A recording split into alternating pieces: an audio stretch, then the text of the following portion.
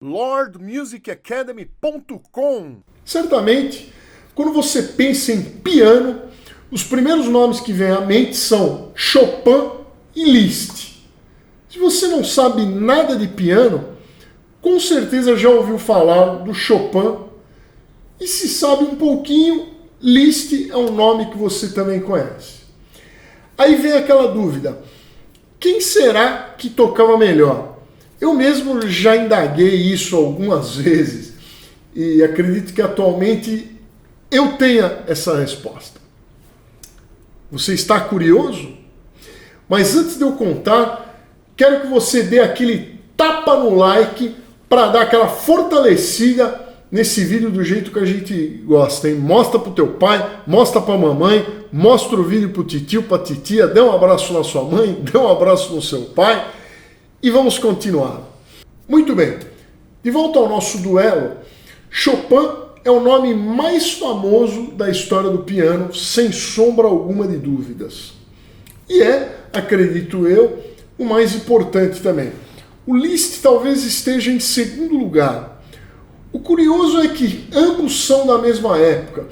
Não é coincidência que os maiores nomes do piano sejam da época que o piano estava no seu auge, que foi o século XIX. Mas ter maior relevância não significa tocar melhor. A verdade é que não existem gravações de nenhum dos dois tocando. Então fica difícil a gente saber como que cada um tocava. Mas algumas evidências nos ajudam a ter uma ideia de quem se destacava mais. E é aqui que eu vou expor algumas dessas evidências. Mas antes, vou divulgar o nosso ganhador, Franz Liszt. Sim, ele é considerado o maior pianista de todos os tempos. Nós vamos agora às evidências. A primeira é a própria obra do autor. As músicas do Liszt são as mais difíceis de todas. Elas são virtuosísticas. Lógico que tem música do Chopin que são mais difíceis que algumas do Liszt. E outras peças que foram compostas mais tarde que superam em dificuldade técnica qualquer peça do Liszt. Mas aqui eu estou considerando tudo que ele fez como se eu estivesse tirando alguma média de todas as músicas que ele escreveu e que não foram poucas. A segunda evidência é a fama que ele tinha. Como eu já falei, Liszt é uma lenda e ele foi considerado o maior pianista do seu tempo.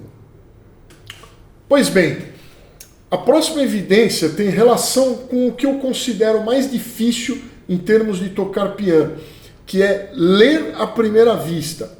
E parece que Liszt fazia isso de uma maneira absurda. Ele lia tão bem à primeira vista que ele conseguia ler de primeira os estudos do Chopin. Para quem não conhece, os estudos do Chopin são peças dificílimas de se tocar e praticamente impossíveis de se ler à primeira vista em um andamento mais pleno.